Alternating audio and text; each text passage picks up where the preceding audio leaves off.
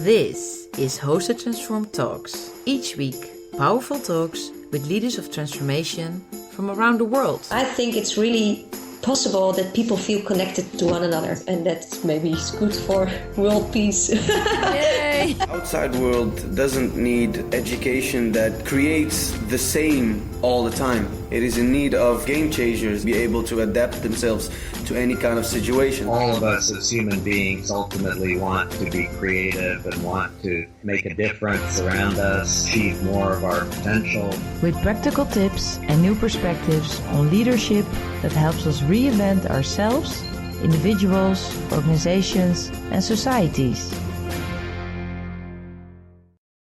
Welcome to another episode of Hosted Transform Talks. My name is Jessica Tangelder, and in this episode I have the privilege to talk with John Hagel, who is the co-chairman of the Silicon Valley-based research center named Center for the Edge for Deloitte, and has the mission to create awareness about the emerging opportunities that are not on the CEO's agenda, but should be in order to create exponential growth and scale opportunities brought by technology. He's the author of the book, The Power of Pull, How Small Moves Smartly Made Can Set Big Things in Motion.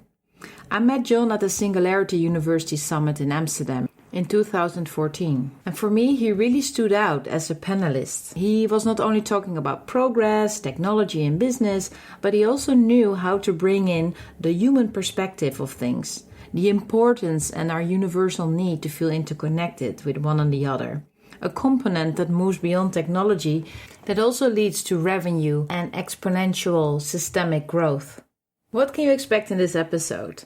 Well, in this episode, John and I talk about many things that happens in the workplace, that gets prioritized by CEOs or not, and especially what mind shift is needed in order to create a culture of exponential growth and scaling opportunities.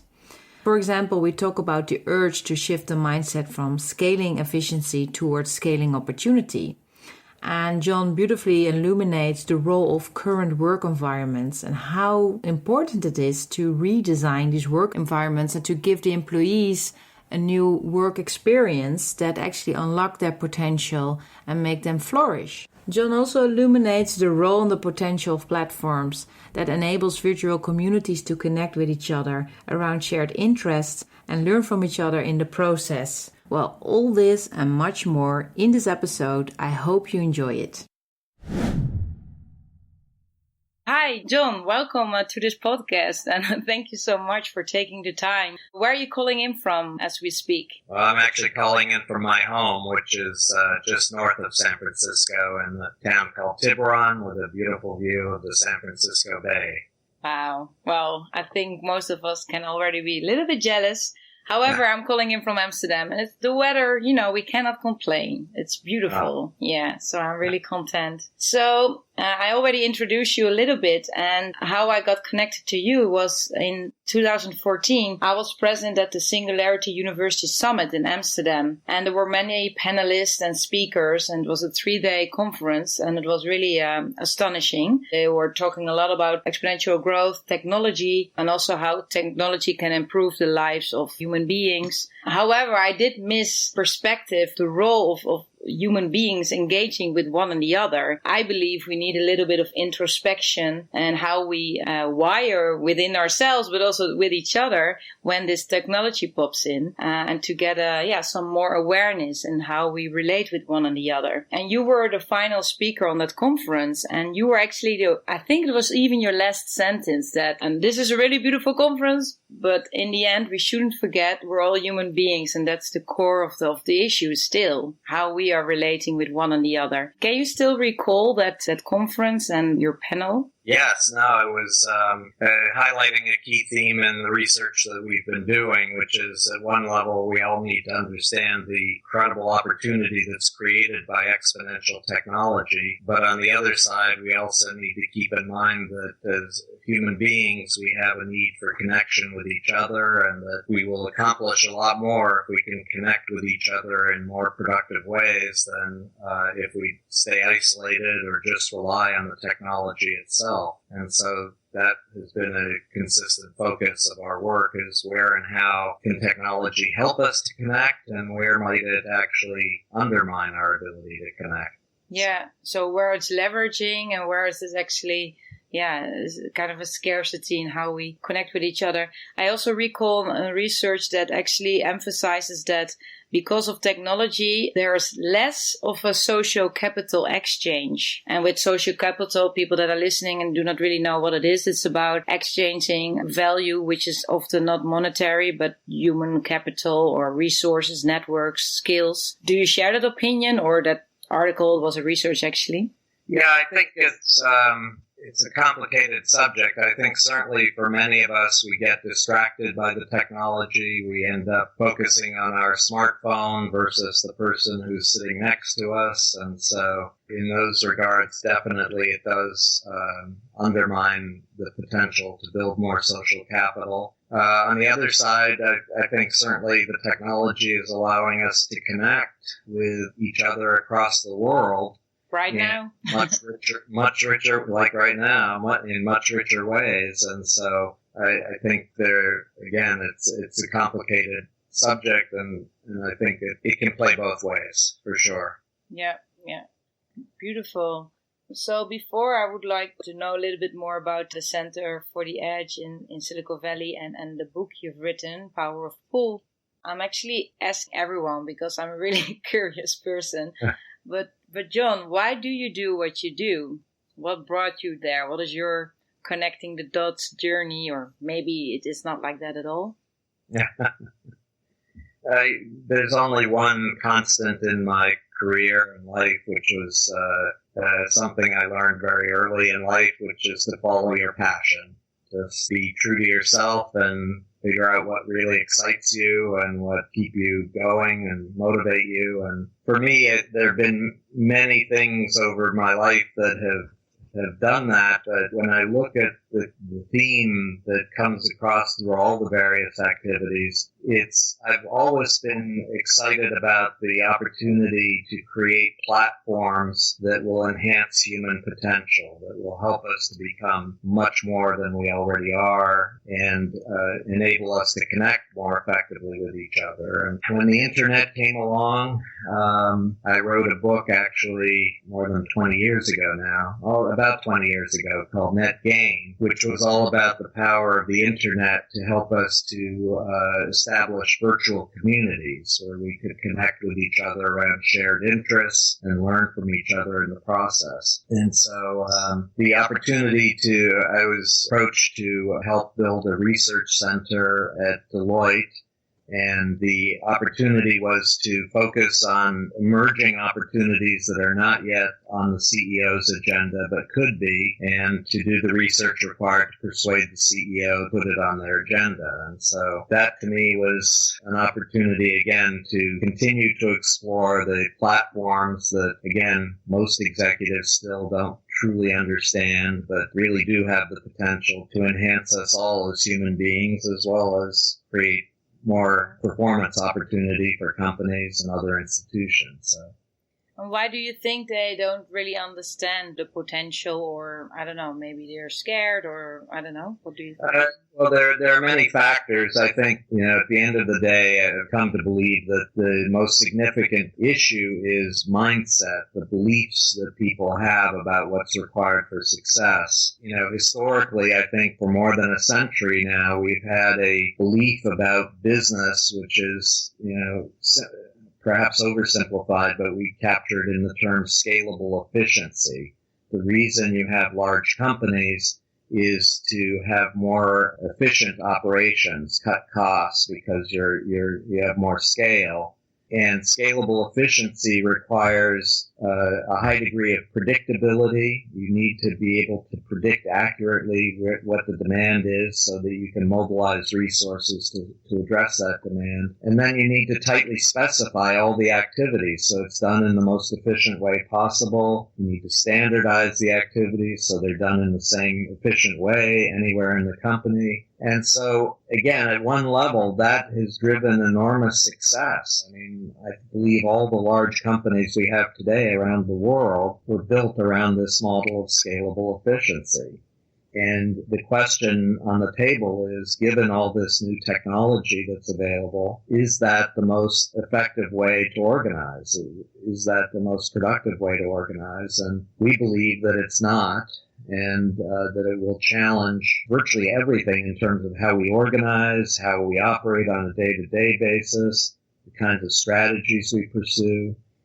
So it creates opportunity, but we have to move away from that mindset of scalable efficiency in order to really exploit the opportunity. Interesting. Yeah, I often say, well, I'm actually at the moment launching a platform, so I'm really glad you bring this up. So I'm on a good path in that sense. And I connect leaders of transformation, and they are often coaches, trainers, facilitators, but also executives. And I can actually see, the executives are not like the front runners of the platform. I don't know, maybe because of time, or they still find it strange to be online again, as they feel that they have to be in the company. And I often talk about having an agile mindset or a supportive mindset to create a supportive work environment, but also in the agile in the sense that you can embrace uncertainty and work in an environment with a lot of unpredictable situations and work in a more iterative way. And I'm sure you're familiar with all these terminologies. And again, I don't mean it in the techie way, because you have, Agile is, of course, based on the software technology from Toyota. Do I say that correctly? Yeah. So I mean it from a human-centered perspective. Human-centered leadership comes from within. And because it comes from within, you're more it's more easy to pivot in the moment because you feel empowered, so you can do that. And do you have a certain approach within Deloitte, the Center for the Edge in Silicon Valley, that you train people, or do you advise them, or is there some method or approach that you use? Oh, there are a lot of methods and approaches. It depends on the context and the situation. I mean, one of the things that I think Singularity University does particularly well is to help build awareness of the new technologies and some of their capabilities, and in particular to drive home the message that this is not out in some distant future, but it's actually happening today around us. And so it's something that we need to address in the moment versus say, we'll figure it out 5 years from now. And I think that beyond that, so first challenge I think we see is the need to increase awareness of what all this technology enables. But then I think there's a process. One of the techniques that we've adopted is actually used by a lot of Silicon Valley technology companies, and they call it the zoom out, zoom in approach to strategy. And basically what they do is they focus on 2 time horizons. One is a 10 to 20 year time horizon, and that's the zoom out. And there the question is, 10 to 20 years from now, what will our market or industry look like? And then what kind of company will we need to be in order to be successful? And then there's a zoom in, which goes to a very different time horizon, which is 6 to 12 months. And on that time horizon, the questions are, what are the 2 or 3 business initiatives? No more. We have to align around the most important near-term initiatives. What are the 2 or 3? Do they have a critical mass of resources? Because often in large companies, we spread ourselves very thin across so many different fronts that nothing has a critical mass. So do we have a critical mass of resource?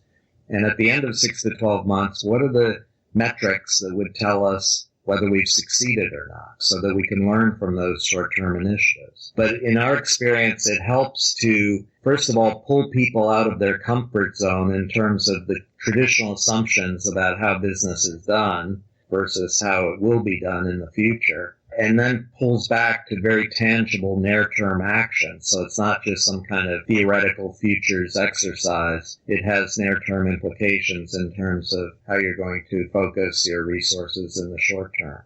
Yeah. So I think that can be a very powerful technique to help mobilize. So if I understand it correctly, because what you just mentioned, the 6 to 12 month approach to get a critical mass and to really be near to the process and to be able to catch what is working and not. That actually means that you have to be more engaged with the work environment or world around you than ever.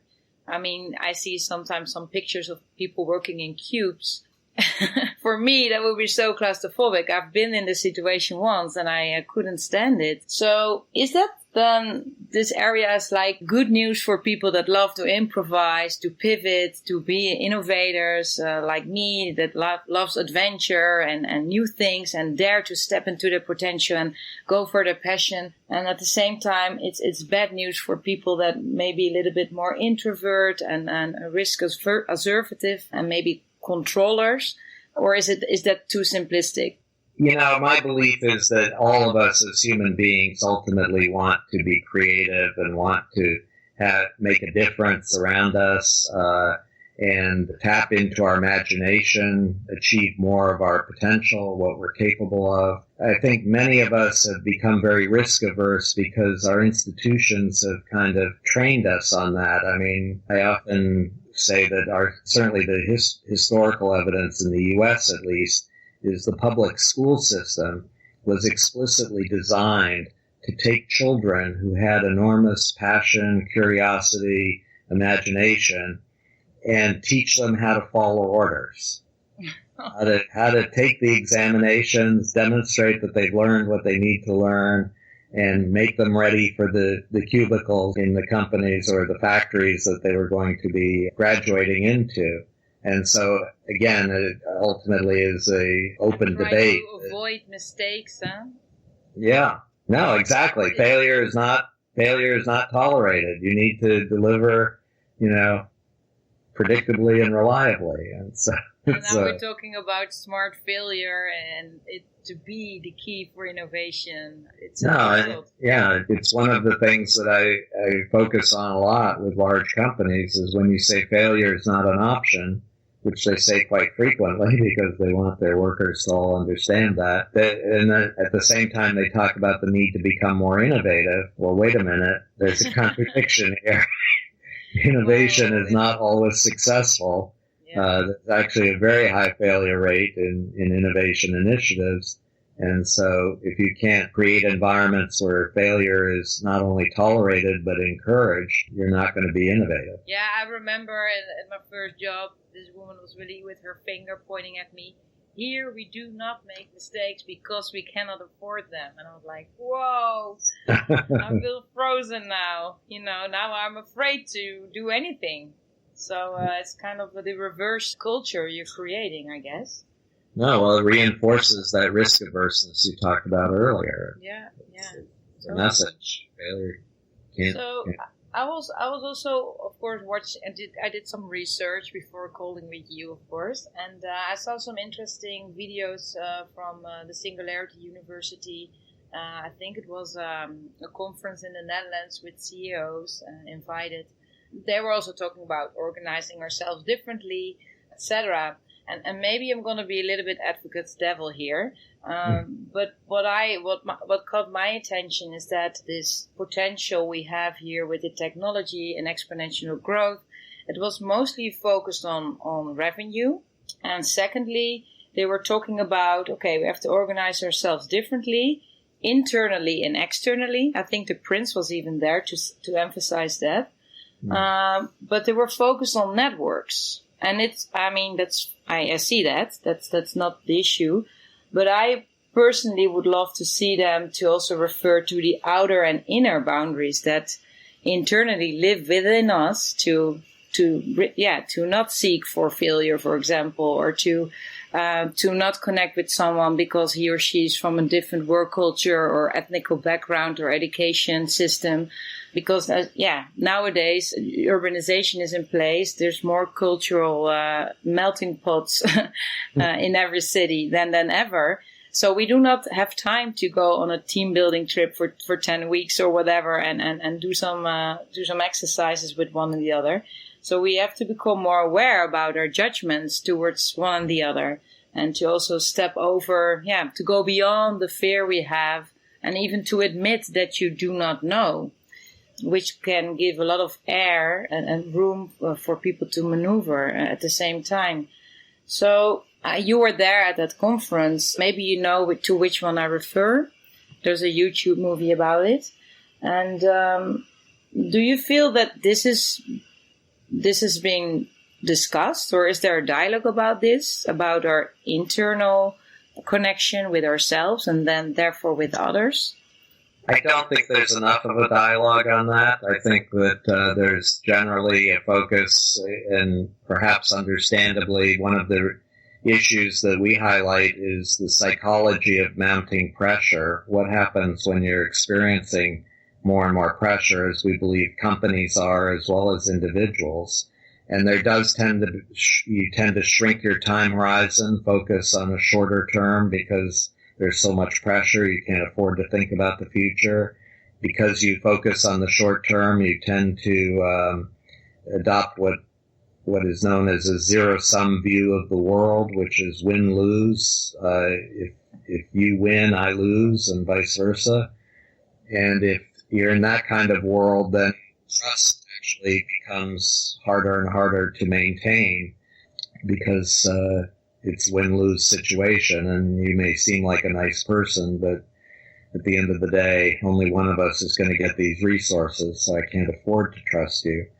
And so it moves us into a mindset, again, which is very short-term and very focused on the economics.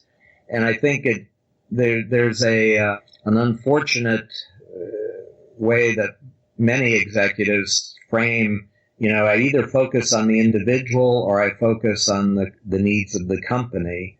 It's kind of treated as either or, versus actually if I focus on the needs of the individual, I will have a much more successful and profitable company in the result. And again, it goes back a bit to the scalable efficiency mindset. In scalable efficiency, the role of the human being is to fit into the pre-assigned role. You've given a job description, you've given a process manual that tells you in great detail every activity you need to do, and your job is to fit in.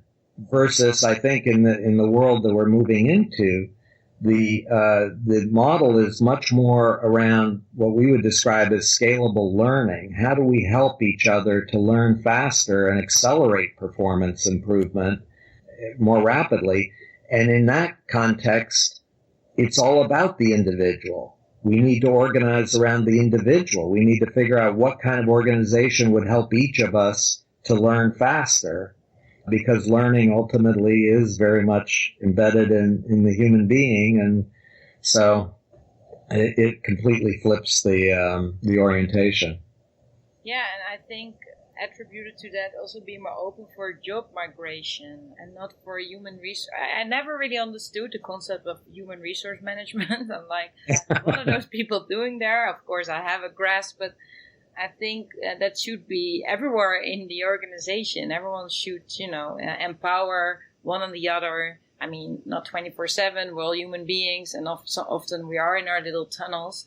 But it's just by simple asking powerful questions, or when for example, I had to make a lot of minutes, and I'm really bad in writing down what people exactly say because I'm kind of a philosophical person. So I try to make connections, and I already think of new things, of innovations. And this is not what you should do, where you just have to, write down what's being said. And I feel really unfortunate that, my experience of working at big organizations like the United Nations and also the Ministry of Health in the Netherlands was not a good experience for me, at least, because there was no way that you could just break open your profile and say, hey, is anyone else that is into that? And I can do something else, or let's swap a little bit here. What's possible? Yeah. So going a little bit to the book that you've written, The Power of Pull, How Small Moves, Smartly Made, Can Set Big Things in Motion. You already mentioned a little bit about platforms, and now again also that it's not so much about what is already created as profiles in the company, but what we can, by pulling resources towards us, what we can create on demand.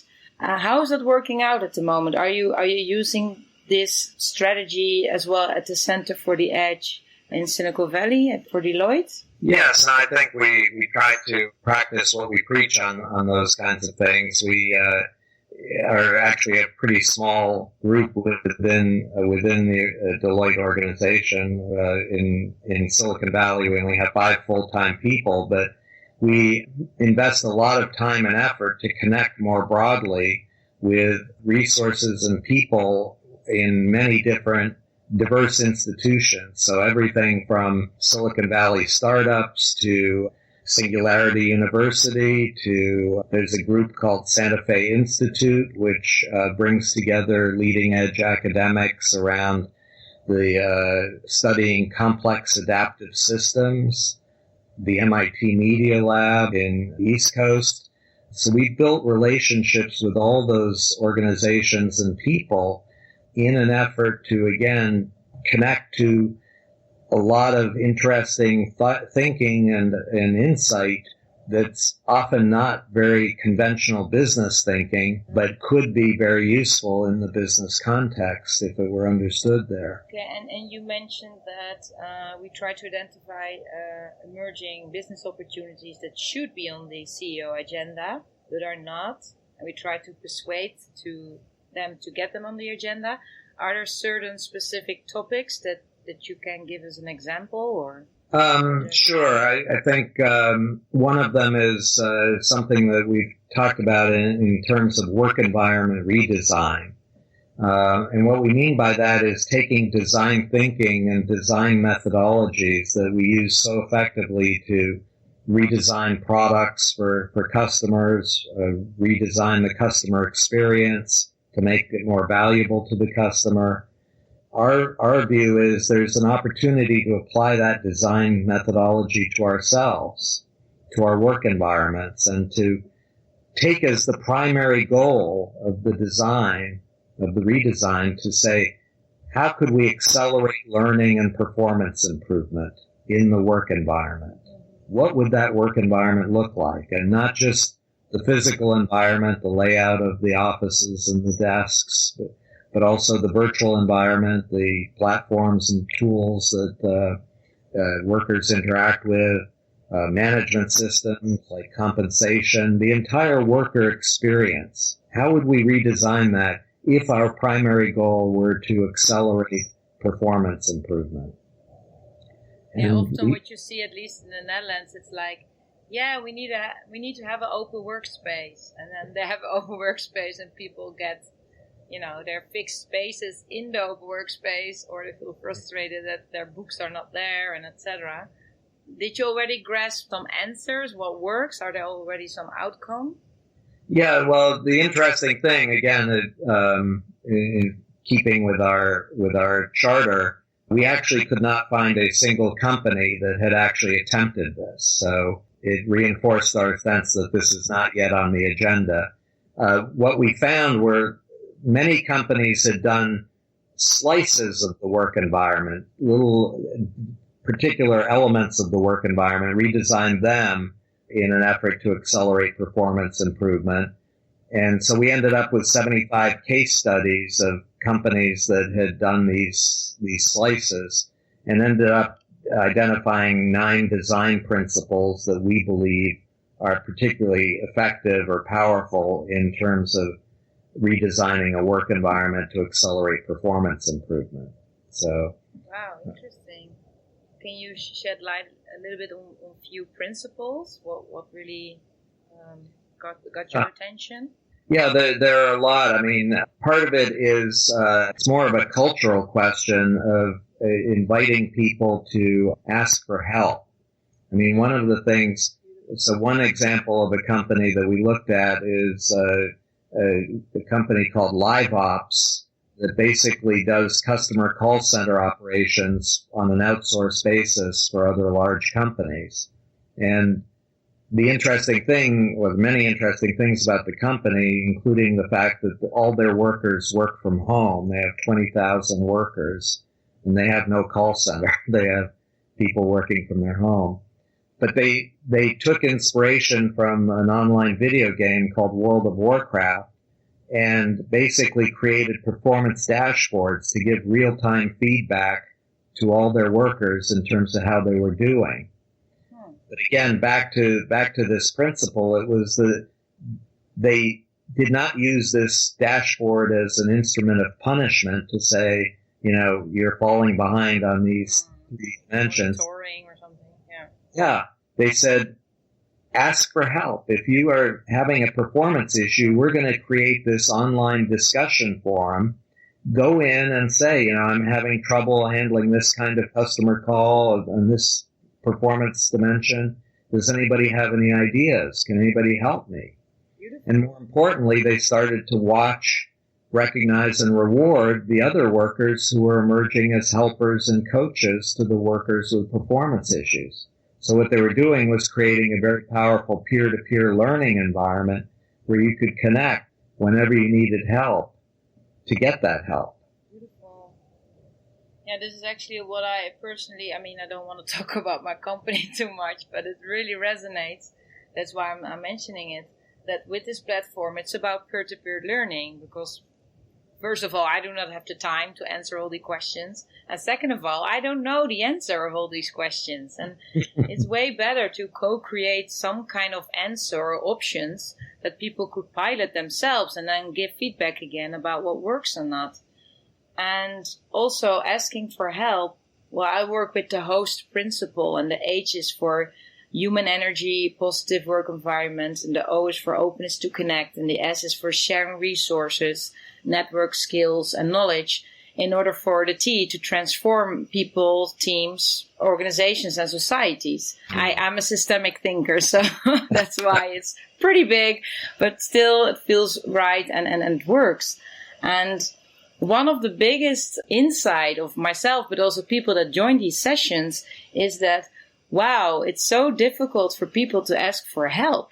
We all love to help because it gives some sense of control maybe, or it even empowers you because, you feel utile. But to really think of a helping question is often already difficult for people. And yeah, the beautiful example about the Warcraft game. It's not rocket science. It's just, giving them the space, create that to be vulnerable, but also to make it a status quo, that everyone is asking for help. It's not just you. Right. So that's beautiful to create that culture. I already mentioned that I'm a little bit of a systemic thinker, and I approach this transformation from an individual, team, organizational, and societal level. And I think as we as individuals, if we are empowered, I take myself to any work situation and I take myself into society. So I don't really see a split personally. So how do you perceive transformation? It's a big word and a theme you hear a lot. How does it resonate with you? Well, I think it's definitely increasingly a requirement. The Power of Pull, the book that I wrote, talks about the big shift, which is the fundamental changes that are going on in the global business landscape. And our belief is that to be successful in this big shift, we ultimately will have to transform our organizations in fundamental ways. The big challenge we see with transformation is, particularly for large existing organizations, is that they have enormously powerful immune systems and antibodies that are very effective in resisting change and crushing it at the first sign that it might appear. And so the challenge is, how do you go about transformation in a way that will not excite the immune system or the antibodies? And in that context, I've been very inspired by a book that has many applications called The Art of War. And one of the key messages in The Art of War is, if you have to engage the enemy in battle, you've already lost the war. So the broad principle that we've developed is to drive transformation. Don't try to transform the core of the organization that already exists. Focus on finding an edge that today is relatively modest in terms of the overall operation of the organization, but that has the potential to scale extremely rapidly to the point where it could become the new core of the organization, and use that edge to drive the transformation that's necessary to demonstrate a fundamentally different way of operating and the results that you can achieve with that approach. So Yeah, I'm so happy you bring that up, actually, because, I often attract non-designated leaders that I see as leader, but they do not have the formal role in the organization. And because they have way more credibility as I have as a trainer, because they work there for 10 years and they way more patient than I am, they can actually be a beautiful spokesperson or create little coalitions or communities within the organization that try to transform the organizations by including people from within the organization on different various positions, and often that are not the executives or managers, unfortunately sometimes, but it's pretty scarce still. No, it is. And I think part of the value is identifying those people and helping to connect them with each other, because often they aren't aware of each other's existence. And so, and they can get enormous reinforcement if they know there are others who have the same kind of conviction and beliefs they do, and they can learn from each other in terms of what's working, what's not working. So I'm a strong believer that one of the key priorities is to help connect those who are open to change as early as possible. Do you have any suggestions how you could find those people? I actually pull them because of, I have my brand, people are interested or not, and I call them leaders of transformation, and I know I don't take the easy way because I know you cannot just fix a culture and then people resonate with it or not.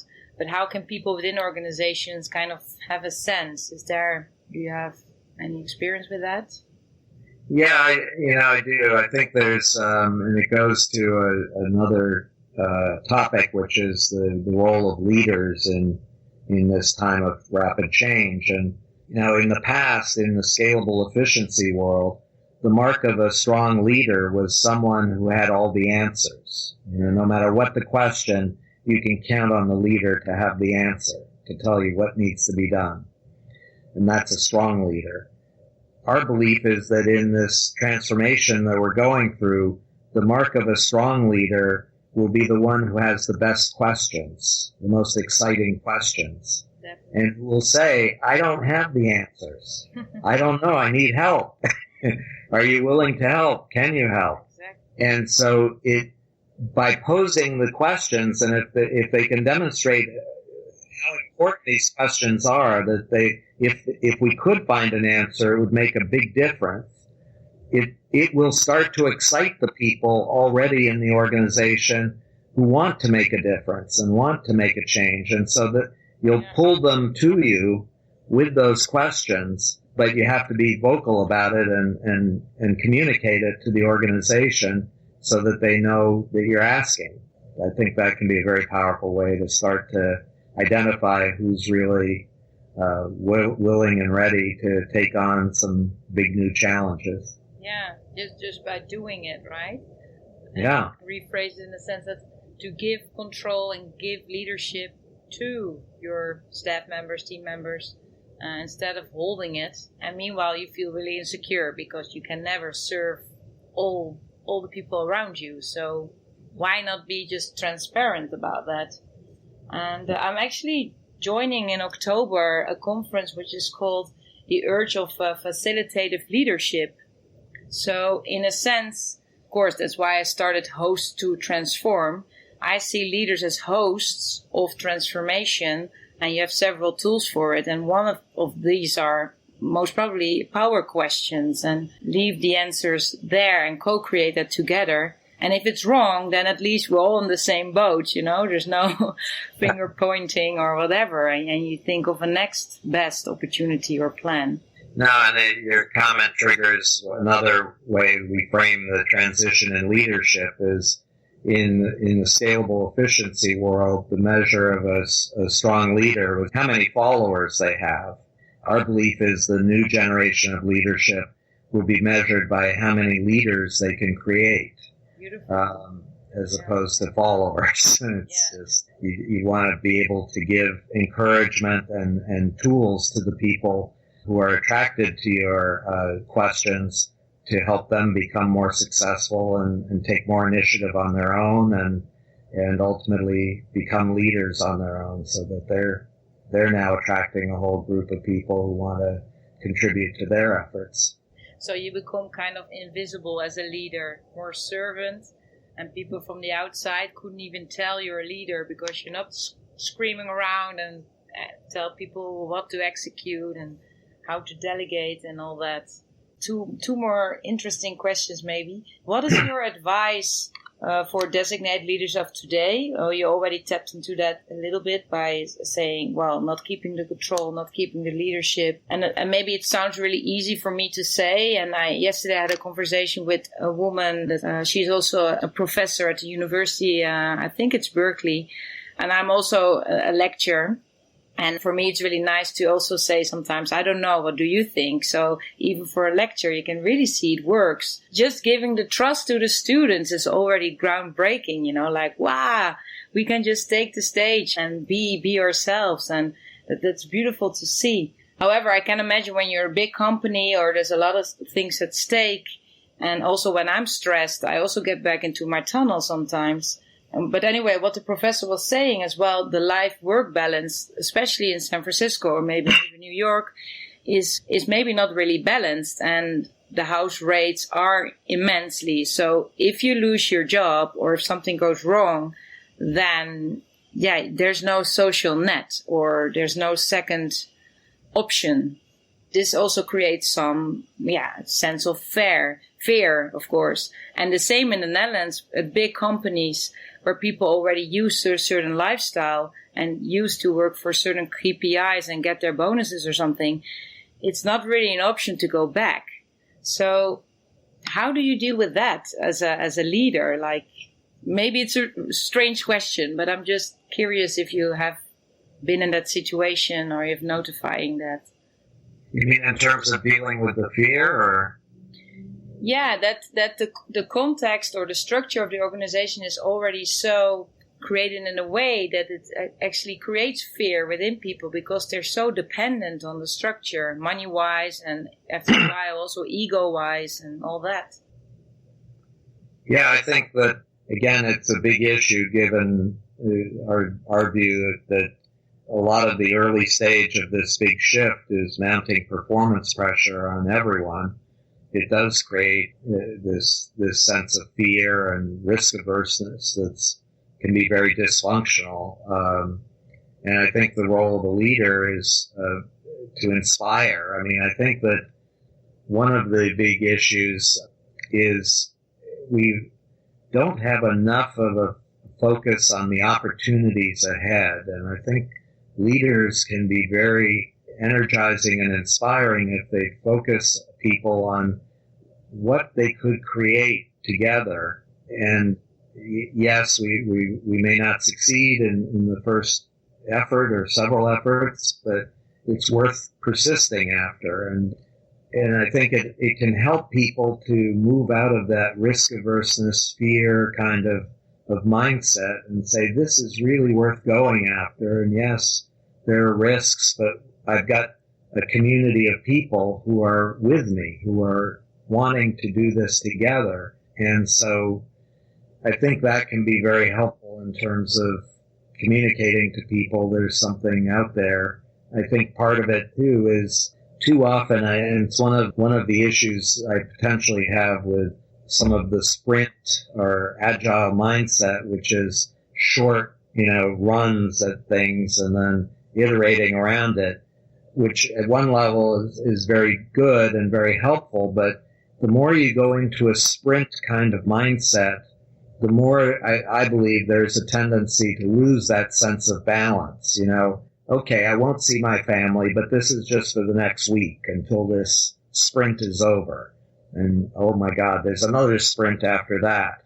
Versus, I think, positioning this much more as a marathon, where the opportunity is a very long-term opportunity. It's going to take a long time to fully achieve, but it's worth going after. And if it's a marathon, you have to pace yourself. You have to be much more careful about maintaining your energy, maintaining your connections in ways that will support you for that long haul versus, saying, okay, it's just for this week or whatever. And Yeah, beautiful. So also too, there's also an urge for more visionary leaders in that sense that see the dot on the horizon instead of the sprint. Yeah, stresses everyone out to work 20 hours a day or so. Exactly. Beautiful. So thank you so much for your contribution. And I was wondering, is there something else you would like to wrap up with? Maybe I have written down the biggest challenge of organizations today, or some latest insight you got that really helped you or your environment. Anyone you could help the listeners with, or maybe a call to action. Boy. There are many things. Obviously, we've been doing a lot of work in many different domains. I think one of the most important elements, and it's become a key theme in our work, the notion that all of us as individuals, as human beings, need to become more connected to our passion. And I think that, again, in a world of mounting pressure, if you're experiencing pressure and not passionate about the work you're doing, you will experience it as stress and ultimately burnout and dropout. If you're really passionate about the work, actually that mounting pressure becomes exciting. This is a chance for me to get to a new level of impact and performance. And I think that, again, in the world of scalable efficiency, we've trained people, if you have a passion, it's okay to pursue it after hours, a sports team or a hobby. Just don't bring it into work. And the notion that you go to work to get a paycheck, and if you have passion, you do it in your personal time. Our belief is that's going to become more and more obsolete, and that the successful people will be those who manage to integrate their work with their passion. And don't stop until they find a passion and until they find a way to make a living around that passion. Beautiful. And do you think companies realize for their employees to give them the space to illuminate that passion or to seek it? I call it purpose. Yeah. Also to have a mission and to know what your talent is and have experience in which kind of work context you flourish. 9 to 5 is not my thing. Working in one physical context is also not my thing. I had to experience that. I didn't know that when I left university. So do you think organizations give that free space for people to explore? Or is Deloitte doing that? Or is there more ear for it? Well, there's certainly more need for it. I would say in most organizations, most companies, passion is, well, first of all, when I talk to a lot of leaders about passion, their interpretation is, oh, that's really good. Somebody who will work nights and weekends on their assigned tasks, that's passion. And I say, well, no, actually, that's not passion. Passion is connecting with something that really motivates you, and it may not be your particular assigned task. And that becomes very suspect because, again, you're not going to be predictable and reliable. If you're passionate, you're going to be wanting, some new challenge emerges. You want to go pursue that. And so it's very suspect. And at least based on the work we've done, we've surveyed the U.S. workforce, and our finding is that at best only 12% of workers have the kind of passion that we think is required for success. And so there's a very large portion of the workforce that still needs to connect with passion and pursue it. And that excludes entrepreneurs? Like freelancers? No, well, it's the entire workforce. Okay, I mean, interesting thing, we couldn't find a distinct pattern. We looked at it by size of company, and passion levels were evenly distributed, whether you're a very large company or a very small company. Oh, interesting. Because I often train entrepreneurs and they want to think of, how can I design my next innovative business or product or service, and how can I scale? But I always say, wait. Let's first go to your purpose or passion. Let's eliminate that, because this is your foundation. If you don't get it now, then you get what you say, either a burnout, or you attract the wrong people you actually do not really want to work with, or you create a lifestyle that does not fit with you. So I really, really resonate with that. I'm so happy that you brought that in. thank you, John. I hope we get another opportunity to meet. I think I will be in San Francisco this year. I hope before 2017, actually. And thank you so much for your time. Well, I appreciate the opportunity to speak with you and to share some of their perspectives. Thank you. Just like to remind you, as always, you can find show notes, links to resources, and all sorts of things we talked about at hostedtransform.com/podcast. Also, do engage in our ongoing conversation by leaving a comment and share your thoughts.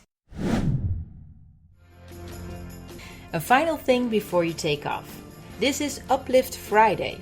Would you enjoy getting a short email from me every Friday that provides some food for thought, empowerment, and solo fun before the weekend?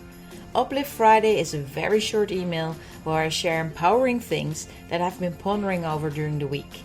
That could be documentaries, books, practices that I've discovered. It could include articles that I've read, things that uplifts my life, work and business, and that of others around me. It's very short, a quick overview that provides us a little bit more clarity in our fast, changing, and dynamic and crazy world. So, if you want to receive that, check it out and go to hostedtransform.com. I will spell it out for you. hostedtransform.com. hostedtransform.com, and drop in your email and you will receive the very next one. And if you sign up, I hope you enjoy it.